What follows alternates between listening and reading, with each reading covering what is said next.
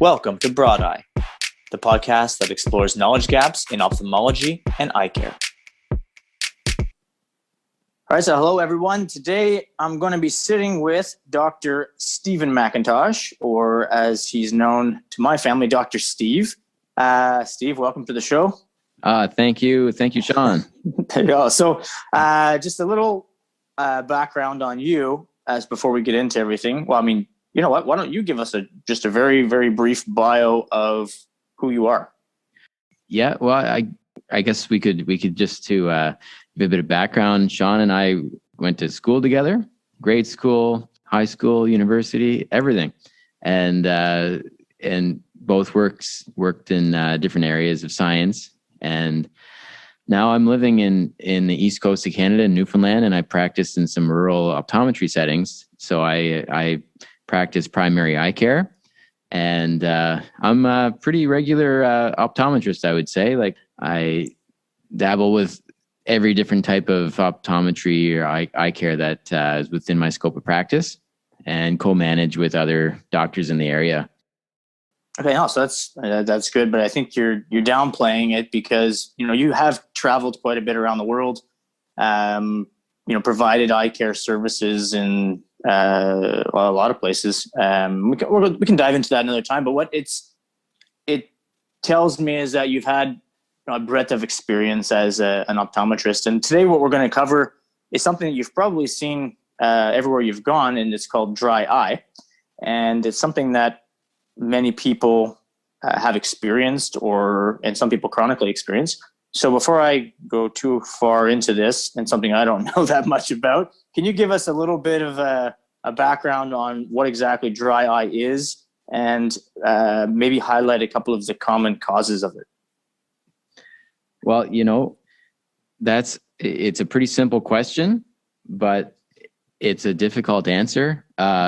Just to kind of put in perspective, I think it was 2007, the Tear Film and Ocular Service Society had their first dry eye workshop. They call it the DEWS, and this was called the DEWS 1. And the goal of this was to characterize and define and gain a consensus on the understanding and treatment management of dry eye. And they put out a paper that was like 350 pages long. So, and sorry, I don't mean to laugh. Sorry, continue. That just seems overkill, but go ahead. No kidding, right?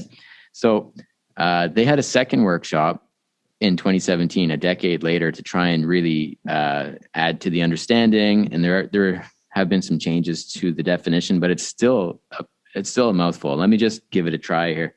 I'm looking. I'll just dictate it.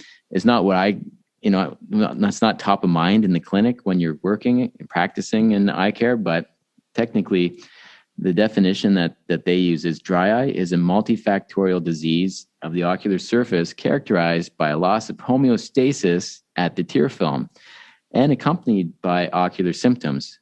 That's something that changed. I think the first definition didn't require symptoms, but now the definition does say that it does have ocular symptoms, in which tear film instability and hyperosmolarity, ocular surface inflammation and damage, and neurosensory abnormalities play etiological roles. So that's the definition.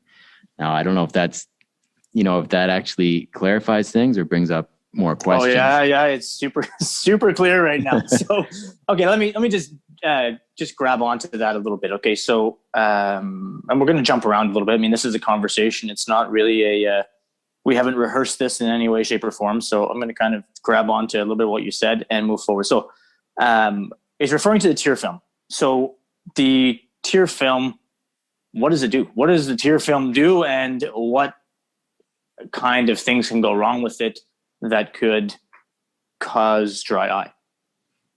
Well, the tear film protects the eye from desiccation into the atmosphere. So the cornea needs a protective layer on the outside of it, not only for normal functioning and what they call homeostasis in this instance. There are some nutrients and immune factors in the tears.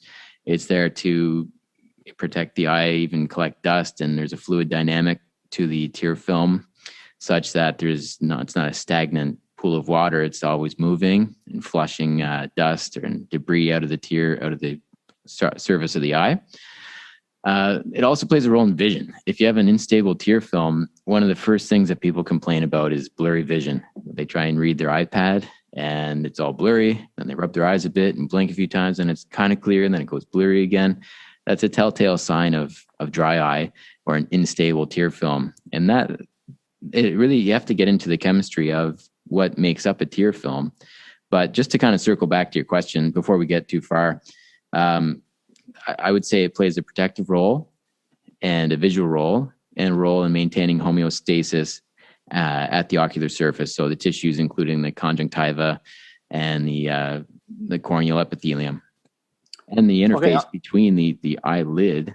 I should also mention just the blink action, decreasing friction from your blinks as well. It's like a lubricating surface, you know? No, so that's fair. That's perfect. So whenever you're going back to the definition, it was talking about symptoms such as, irritation in the eye.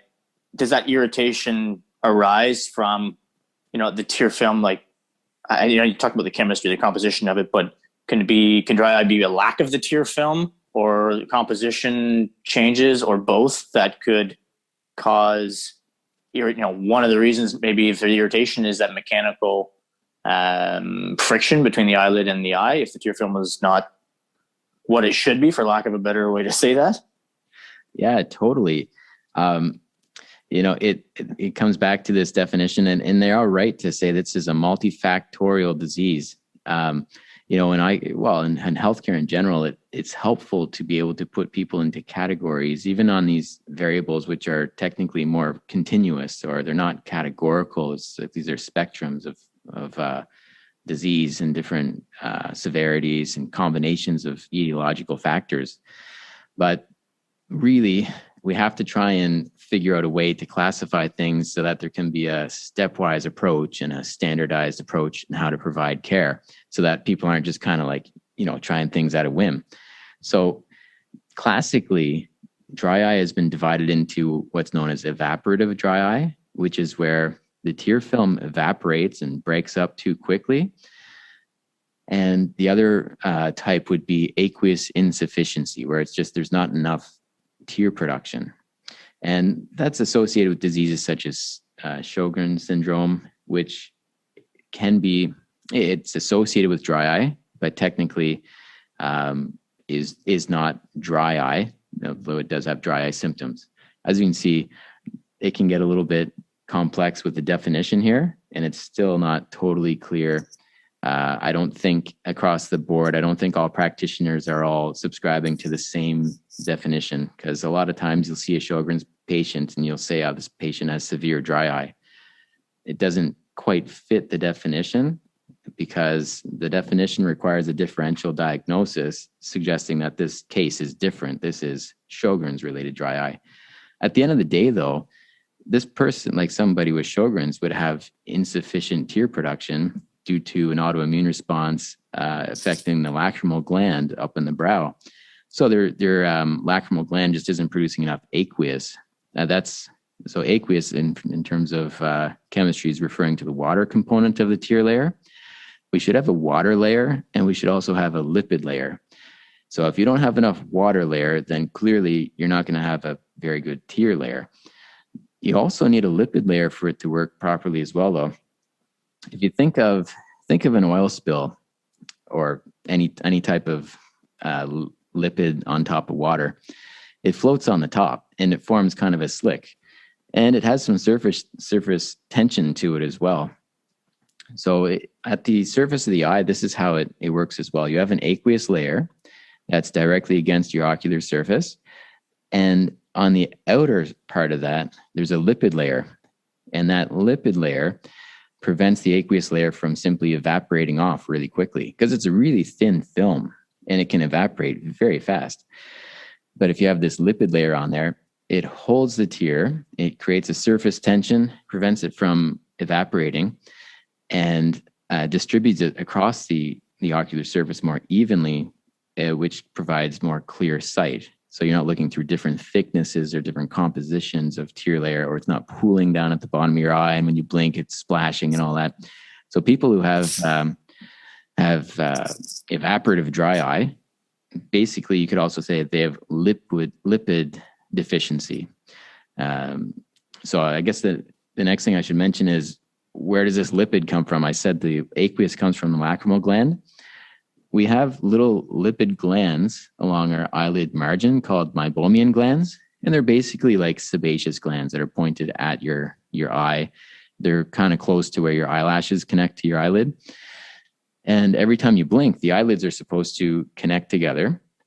And then when they open, a little bit of this oil is drawn out of these glands. But if you imagine, some people, it's very common actually, we don't blink all the way closed, or there might be makeup clogging along the glands, or possibly just those glands over time have dried up a little bit and aren't producing as much meibum, is the technical word for the lipid that comes out of it. In these cases, it leads to evaporative dry eye and discomfort, and all the symptoms that we find associated with dry eye disease. Okay, no, I mean, I have about 400 questions to follow up with that. So, I mean, I have some background in this, but not near what you have, right? So, I know we've talked before about dry eye and how it almost seems paradoxical for some patients.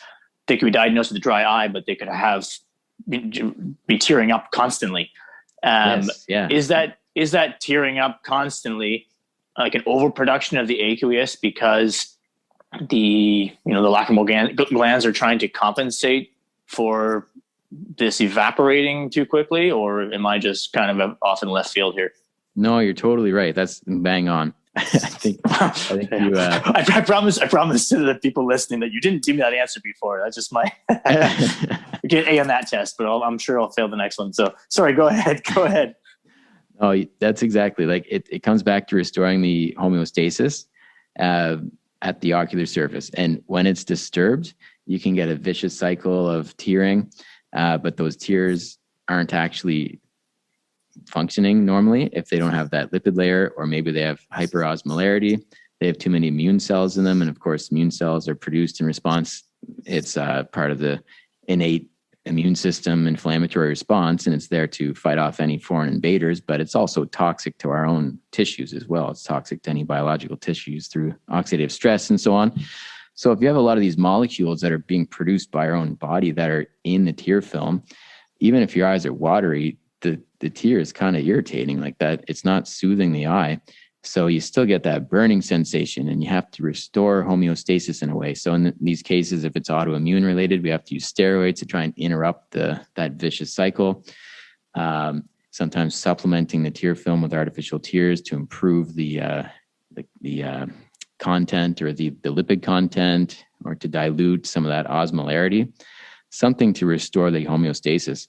And when we think of dry eye, we often think of like a red, irritated eye, and it's not happy and something's not working right. So we try these different strategies to try and restore things. It is totally possible too that sometimes people can get more neuropathic pain. They can have a white eye, and those are really tough cases when people come in and they're in a lot of pain related to dry eye, and they've tried everything that's dry eye treatment related, and their eye looks nice and white. So sometimes you can get all the symptoms without the signs. So it's a really difficult area of practice. And there's become a more understanding. These things can be related to even like trigeminal neuralgia or dysphoria, some people call it. There was a product out, I think it's off the market now, but it was from Allergan for a while. It was called the True Tear or something like that. I never really had much experience with it, but this was a device where you could stimulate through the nose, through the tip of the nose, some of the ciliary fibers that come off of the ophthalmic branch of the trigeminal nerve. You could stimulate those nerve fibers, and it would kind of like reset some of the electric traffic along that nerve, because it's almost something goes wrong if there's chronic irritation or damage done at the ocular surface, or even along the trigeminal nerve along the ophthalmic branch. Sometimes you can kind of have like a referred pain onto the ocular surface, and you have to do something to change the rhythm or to reset the whole system. So it seemed like although this device, basically you'd stick it up your nose and it would kind of irritate your nose and make your eyes water. And this was a dry eye treatment. There were some suggestions that the actual mechanism of action of it was basically it was resetting some of the trigeminal sensation. So it comes back to that idea of trying to restore homeostasis for that person, trying different strategies to intervene, I guess you could say. Wow. Okay. So I'm going to bounce around a little bit here to symptoms. Most common symptoms that patients present with that ultimately are diagnosed with dry eye. If you had this the top one or two symptoms, I know you mentioned blurry vision a little bit earlier. Is that by far and away the most common symptom, or are there other symptoms that or signs that patients present with? Well, I would say that in my experience, it's mostly people complain about blurry vision. Then if you ask them, do your eyes also burn sometimes? Then you also get a yes with that. But often in my world, the chief complaint is typically when reading, especially at nighttime, the eyes get very blurry. And people sometimes think it's their glasses. They want to get their glasses fixed. But of course, if it's an intermittent blur, it's not really glasses related, or glasses aren't a variable that would account for that typically. So instead, it can be the unstable tear film, which changes with every blink and thereby changes the vision with every blink. So yeah, I find in my world that's mostly the chief complaint. But for sure, there's also red, irritated eyes, the actual sensation of having dry eyes, and tired eyes, hard to keep them open. Sometimes itchy as well, but that can be confounded by allergies as well. Also, watery eyes. Watery eyes you mentioned that as well. It can also be watery eyes, and it's so unsatisfying to say, "Oh, you have dry eye," and the person looks at you like, "What?" So yeah, and then you have to. So no, you're lying to me. You're lying. Yeah, you're lying. It's okay. I'm out of here. Yeah. It's like when I'm playing hockey and I'm a kid, and the coach's like, "You're really good," and I'm like, "No, I'm not. I know I'm not. I'm not good." So anyhow, you're wrong, coach. Complete aside. Sorry. Go Your dad ahead. was the coach, I think. Hey. I think a couple of times. Yeah, I think I got cut from those teams though. So, okay. Now I want to just. You did mention Sjogren's disease. Are there other causes, I guess, that are? I guess I'm assuming that there are causes that are more minor, and then there are causes that are more severe. So let's start with that for a second. If they have dry eye based on what they know about it, based on this highly informative conversation that we're having, what can they do before going to an optometrist, an ophthalmologist? What can they do themselves to try to alleviate symptoms? And if that doesn't help, I'm assuming they should seek medical attention. Yes. Yeah, at home, there are some home-based strategies. In general, it is nice to find out really what the etiology of the form of dry eye is, what underlies it. So you kind of do have to get the professional opinion of an ophthalmologist or an optometrist at that point, or try to anyway. But in terms of treatment, we can use hot compresses, the purpose of which is to literally heat up the eyelids and make those glands sweat. Like those glands, they can get clogged up. The meibum that's in them can become solidified. You can think of like butter, like it doesn't take a lot of heat. You melt it, but then when it cools off, it becomes solid again. Sometimes, like I mentioned, some people don't blink all the way closed. Just even being more mindful, taking breaks at the computer, making sure when you're blinking, your eyelids actually connect, because they have to connect in order to draw out a bit of that oil with each blink. If we're just kind of like halfway flicking the eyelids up and down, but they're not connecting, there's a chronically exposed area of cornea that's always going to have dryness there. So taking lots of breaks at the computer. There's even blinking exercises. If you look this up on YouTube, that's a real thing, believe it or not. that's something I don't really recommend very much with patients, because it's sort of like a bit underwhelming again, and there's probably some more effective things out there, but certainly doesn't hurt. Out of all the health crazes and things that we do, like supplements and whatever, like that's something you can certainly try without doing any damage, So breaks, blinking exercises, hot compresses, 10 minutes. It takes a good 10 minutes to heat those glands up. So if you get yourself a magic bag, or you can buy these TheraPearl eye masks or Brooder masks. They're basically like a bean bag or a rice bag. You heat it up in the microwave, put it on the eyes, and close the eyes and let the heat soak into the eyelids. You can make, I've actually worked in some areas where we try like a little community-based thing, and people would make their own, or we had people making them out of old material and rice, and then you did some fundraisers for that kind of thing. That's a bit of an aside, but that, and then artificial tears. So artificial tears are a mainstay. That's, everyone who goes to the pharmacy sees a whole row full of artificial tears. It's hard for people to choose. It's a lot of different colors, different brands and everything. It's like everything else. You kind of do get what you pay for. If you get the cheapest one out there, I don't want to mention all the brands or whatever, but there are different quality levels there too. So people have to do a bit of research, and it is good to consult with their eye care professional about it. But if you grab one of the Sustain products or the Refresh products over the counter, that's a good start, I would say. Healthy diet, healthy lifestyle, getting enough sleep, making sure you're hydrated, like literally drinking water, not drinking too much coffee and alcohol, avoiding smoking, avoiding even secondhand smoke, avoiding air pollution. So many things, wearing sunglasses when you're outside. So many simple things, like household-based remedies that people can start with for sure.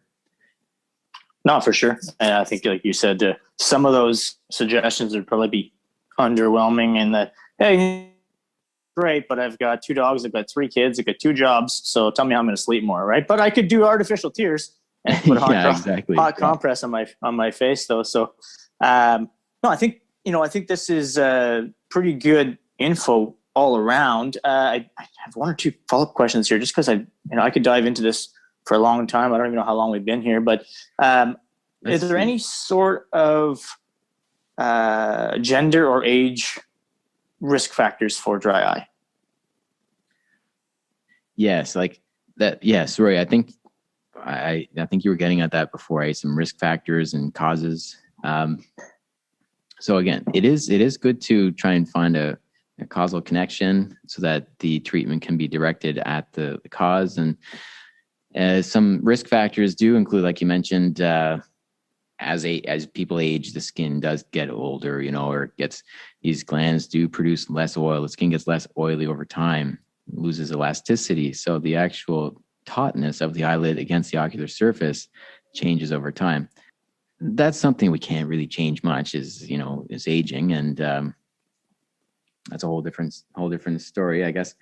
But that, and yes, women who are post-menopause are at higher risk.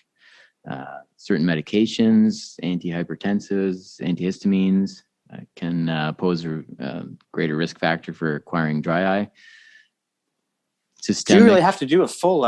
You have to do like a full workup of these patients to know. I mean, sex and age and whatnot is fine, but like you say, if they're taking other kind of medications or certain lifestyle factors to try to tease out what's modifiable, what's not. Is this something that you just need hot compress and artificial tears? You need steroids? You need, I don't know if you need antibiotics, or like it's a full. It seems like it would be such a, from an outsider's perspective, like from before this conversation, I don't know a lot about dry eye, but coming into this conversation, like, oh yeah, you probably go in and you have dry eye, and here's one of 3 different prescriptions I can give you, and you're gonna be fine and goodbye. But it's not quite that simple, is it? Oh, it's actually, it's really complex, and it's tough because, like you mentioned before, like, people are paying for a consultation. They want something that's practical, that's going to fix things quickly. And then we go into this big story about all potential causes and different treatment ideas, some of which require sort of like, a routine. It's crazy. Like, dentists are really good at getting us to brush our teeth. that's something I often think about. It's just standard. You got to brush your teeth twice a day. But with eye care, we can't get people to do these hot compresses even once a day. And so there are some things that we do have to change culturally, that we have to do a better job of explaining to people why we need to do these things even before we start to have wear and tear on our body. It's like an ounce of prevention kind of thing. So I think in the eye care world, we do have a little ways to go to do a little bit better at making it more culturally acceptable, more normal to have some of these healthy eye care practices. But you're right. Yeah, you do have to get into a full workup really to figure out what might be going on with somebody's eyes. And then you have to try and explain it in a way that's understandable to the patient, or that means something. Because as you can see, like a lot of this stuff is just like really fairly sciencey, and you come in to an exam, you're not expecting that sometimes. So I often try to use analogies. Like I use analogy of windshield wipers, that's the eyelids, and the windshield washer fluid, that's the tears, and all the different things that can go wrong with your car. You can run out of windshield washer fluid. The fluid might be not very good. The windshield wipers might wear out.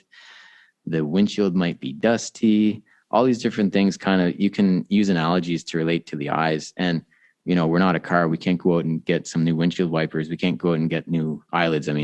So we have to do things to try and maintain them. And we have to try and motivate people and get them engaged in that. And that's one of the hardest parts.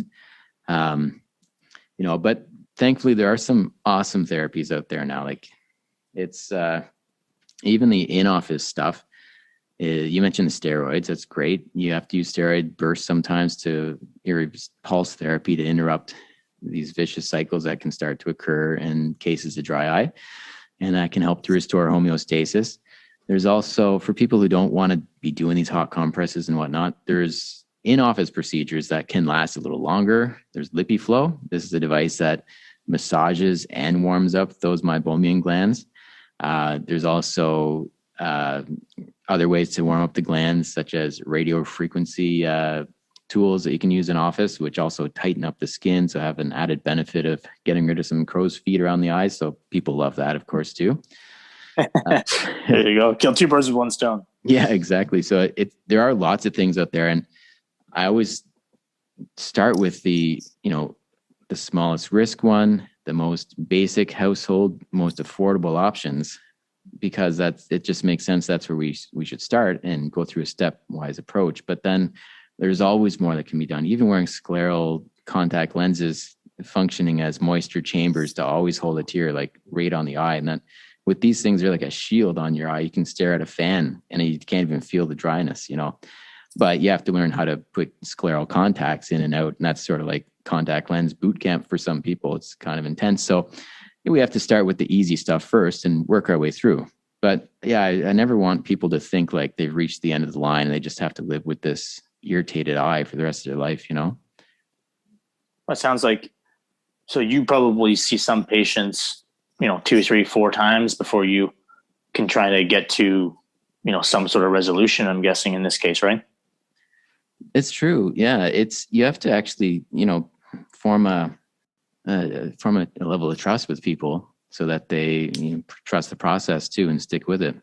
It requires, it's like having a personal trainer has that. You're more effective at the gym because you have the accountability and you have somebody helping you. This is kind of the same. Like it's hard to just send someone home once and say like, here's all your tools. This is all the information.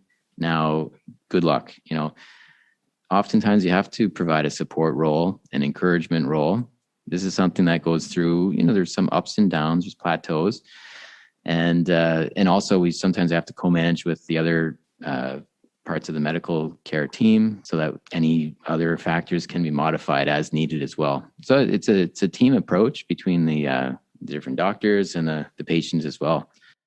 No, okay, this is good. But listen, I think this is probably a good point to wrap it up. We can probably dive into this for for hours. Like I said, I have a few notes here that I want to dive into. We can either do that offline or in another episode, but this is good, Steve. Thanks, or Dr. Stephen McIntosh, but I'm going to call you Steve. I've known you since you were 4. That's eons ago for us old fellows here.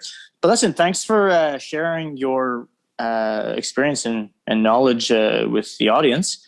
And I know we're going to be doing many more of these in the future and different eye diseases. So I'm sure that everyone listening, and myself included, are looking forward to those. So thanks again.